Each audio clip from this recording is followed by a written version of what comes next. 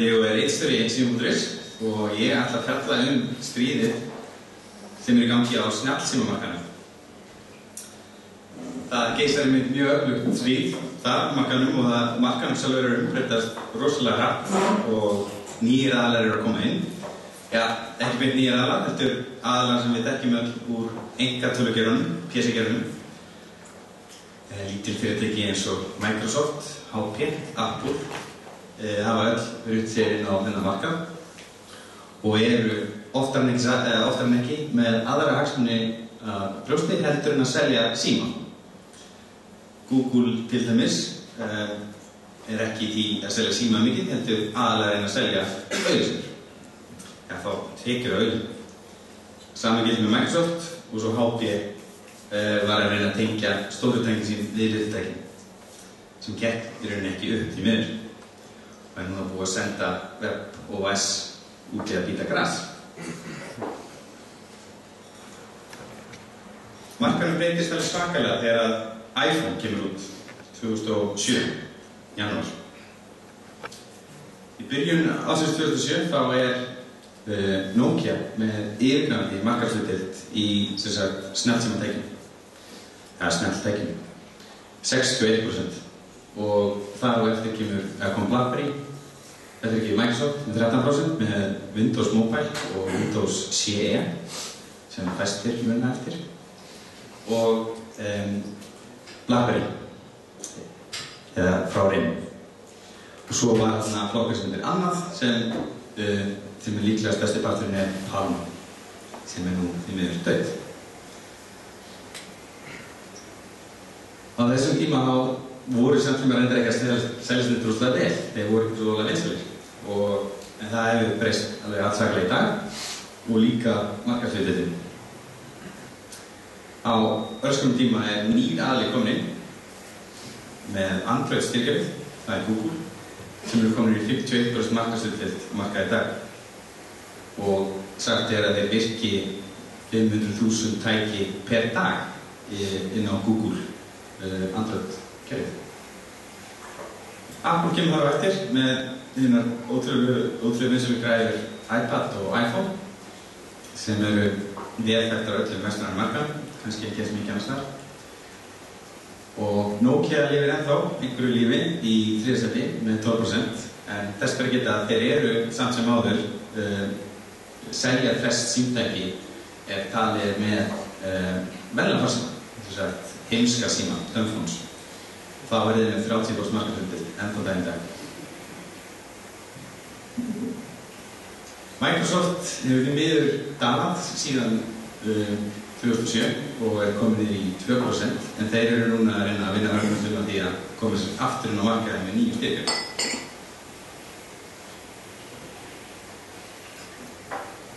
Það kom út nýlega skýrsla sem ég kynnt með frá IDC sem spáði því að 3 styrkjari munu koma til með að eiga markaðin árið 2015. Fyrsta kerfið Android frá Google sem vera stærsta styrkjum með cirka 40% hlutdeild. Windows Phone verður á eftir því eða Windows 8 fer eftir hvað verður. Og svo iOS styrkjari frá Apple sem mun vera með rest.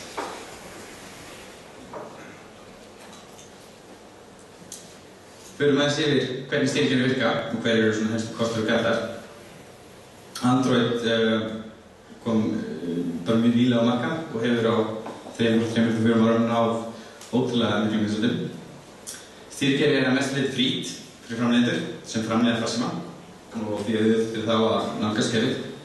Þeir þurfa þá að greiða einhver gjöld og þau fara einnig til Microsoft fyrir Exchange-leiðið, held ég.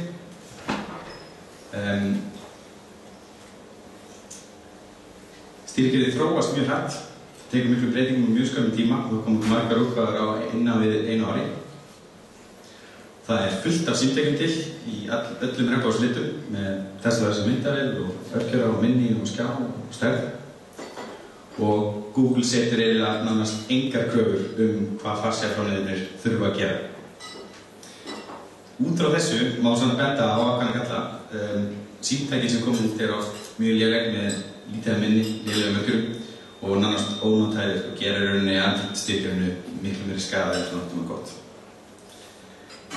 Google beitir sér ekkert fyrir gæðastjórnun að neinu leyti inn á, eða litlu leyti, inn á Google Market og þar að finna alveg gróðar af mjög lélegum appum.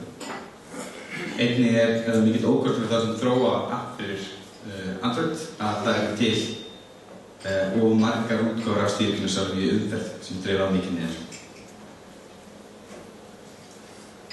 Windows Phone, það margir kostið það. Þetta þó alveg lokað stýrikeri og lítið hægt að gera það, en það getur með verið mjög mikil kostur og tekur vandamálum sem við sjáum í Android. Það lágmarkskrafað hvað í símtækjunum, minni og örgjörri og hvaða skjár og hvaða myndar á tækjunum sem gera það verkum að allir símanir eru vel nothæfir. Allir símar eru uppfærir í nýja stúkuna. Það engin símaþáttundur sem eru ekki með nýja stúku á Windows Phone. Þeir fá allir eiginlega uppfærslu á sama tíma. Windows Phone býður líka upp á samhæfingu við helstu kerfin frá Microsoft sem vinsæl í dag eins og SharePoint, OneNote, Link, Office og fleira sem mörgum finnst ómissandi. Stýrikeri sjálft að mínu mati að það eitt stílhreinasta og nothæfasta og eina stýrikeri sem ég myndi láta mömmu mína nota. Það líka gallar við að vera með lokað stýrikeri. Það lítið hægt að fikta í kerfinu sjálfu. Þú getur ekki breytt background, það engin background. Þú getur ekki breytt tæki á heimaskanum. Og þetta verður að vera svolítið bara alveg eins og þetta kemur á kunni. Sem margir fíla ekki. Það örugglega aðalega nördarnir, svona sem ég. Þeir eru nokkrum árum eftir í appmarkaðanum og hvarlega þeir með færri upp. Og öll appin eiginlega kosta til hópa. En það þó hægt að prófa öll appin í skammartíma. Áður nú kaupir upp, sem engin annar býður upp á. En það versta við kerfið eiginlega að það selst mjög illa. Markaðsvöldin þeirra aldrei lægri og þeim gengur illa. Samt sem áður þessu stýrikeri spáð yfir 20% markaðsvöldin 2015. Sjáum hvernig það gengur upp.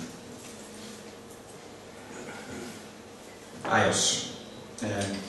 Það líka lokað stýrikeri.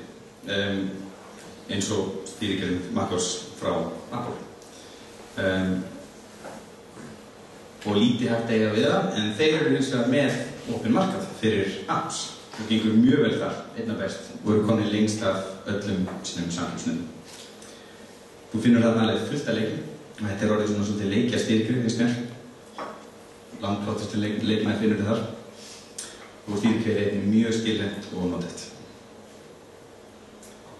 Aftur eru svipaðir gallar, þetta lokað kerfi. Ef þú ætlar að framleiða hugbúnað sem gerir það sama og eitthvað annað inn í iOS, þá það sjálfvirkt hent út og þeir eru mjög duglegir við það að ritskoða og henda út appum sem sumum finnst ekki sniðugt. Tækin sem eru í boði eru öll frá sama framleiðanda og það Apple og það má engin annar framleiða neitt með stýrikeri og það eitthvað sem stuðar nördana held ég talsett mikið. Það var einmitt að skemmtilegast að sjá þá gefa það eftir. Ég held að það muni aldrei gerast. Það einmitt það sem Windows gerir. Þeir leyfa öðrum að framleiða en framleiða samt hugbúnað. Aðrir framleiða símtækin. Já, kannski eitt punktur í lokum. Varðandi þess að markaðsvöld, ef við myndum skoða markaðsvöld frekar eftir gróðatölum eða sem sagt hag af því að reka stýrikeri, þá væri Apple klálega fyrsta sæti. Þetta mjög spennandi stríð. Það ýmislegt sem getur gerst. Apple mjög duglegt við að kæra, en það einkalegu fyrir eiginlega allt sem gerist í smartsímum og nýjast nýtt að þeir unnu slide to unlock stríðið. Og núna öðrum framleiðendum bannað að aflæsa símum heimaskjám með því að renna yfir hann frá vinstri til hægri.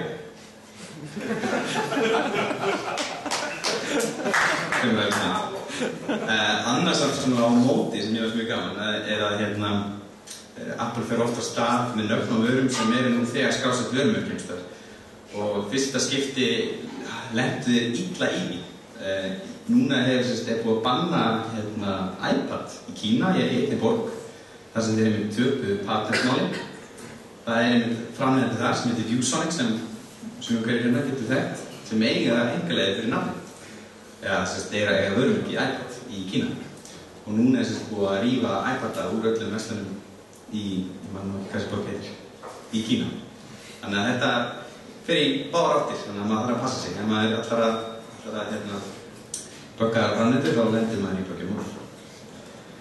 Google illa statt frá varra einkaleiði, þeir eiga eiginlega engin sérstök einkaleiði fyrir farsíma. Þannig að og þeir til dæmis hönnuðu Google Nexus símann, Galaxy Nexus 9. Þannig að hann væri í rauninni sem minnst af atriðum til að kæra yfir. Það var samt eitthvað, það var eitt leyfi sem var kært, eða 2 leyfi. Mann ekki alveg hverju það voru, þannig að það alveg ótrúlega að heyra lögfræðingum í Bandaríkjunum getur gert fyrir það. Microsoft ætlar á árangri með Windows Phone, það alveg skýrt. Þeir eru greinilega að dæla pening í að þróa kerfið og markaðssetningu og það tryggja sér að einhver séu framleiða tæki. Þannig að það allir eftir hvað ég starf. Ég er meira spenntur frekar fyrir peningunum, þá er ég meira spenntur fyrir því sem gerist með Windows 8. Það ávist að sameina spjaldtölvur, tölvur, fartölvur og bortölvur og snjallsíma. Samkeppni verður mjög hörð og ef þessar spár ganga eftir þá eru 2 stór stýrikerfi sem við þekkjum í dag að deyja út. BlackBerry mun þurrkast út og þeir eru að reyna að verka sér. Einhvað segir mér að BlackBerry endi sem einhver svona app eða svona skin í Android. Svona corporate skin fyrir snjallsíma. En þeir eru nú að reyna að fara eitthvað leið og eru konum með Linux-kerfi, Linux. Ja, þeir eru að nota það og eru að reyna að verka sér. En ég er ekki búaðlega mótgóður með það. Nokia, Symbian-kerfið, sem var áður vinsældakerfi snjallsímakerfi heims, það mun líklega þurrkast út og skipta sig alfarið yfir í Windows Phone fyrir sína snjallsíma. Ég myndi þó líklega að lifa í einhverju mynd í heimskusímanum, Dumbphones, eins og þetta nú.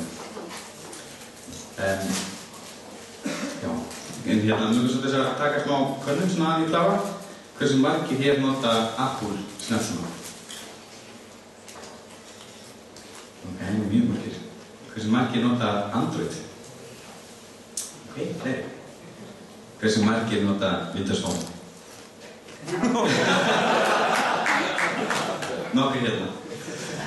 Takk fyrir þetta. Þetta var mjög svona 5 centum stýrikerfi og ég nota öll stýrikerfi. Ég nota Windows, Android og iOS minnst, eiginlega ekkert. En gerir henni engan greinamun svona á þeim nema að ég veit hvað kerfi virka ekki. Windows Phone, Android og iOS eru allt mjög góð kerfi og það er spennandi að sjá hvað gerist. Takk fyrir.